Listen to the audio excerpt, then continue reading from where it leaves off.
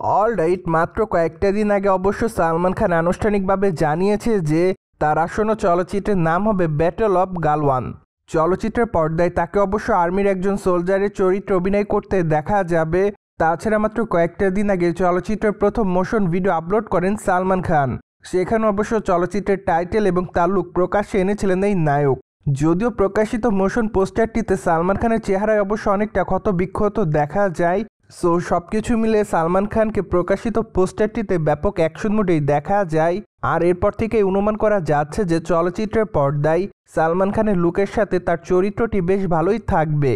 কিন্তু অবশ্য প্রথম লুকটি প্রকাশ্যে আসার পর দর্শকদের মধ্যে একাংশ সমালোচনা করেন, কেননা অনেকে দাবি করে যে তার এই লুকটি অনেকটা সুলতান চলচ্চিত্রে তার লুকের সঙ্গে মিল রয়েছে।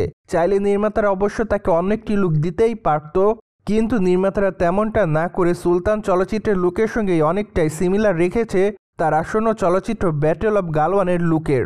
তাই তো এই বিষয়টি নিয়ে সামাজিক যোগাযোগ মাধ্যমে নেটিজেনদের মধ্যে একাংশ সমালোচনা করেন। অন্যদিকে বর্তমানে ভারতীয় একাধিক গণমাধ্যমের সূত্র থেকে শোনা যাচ্ছে যে সালমান খানের আসন্ন চলচ্চিত্র ব্যাটল অফ গালওয়ানে অভিনয় করতে দেখা যাবে তার বিপরীতে চিত্রাঙ্গনা সিংকে।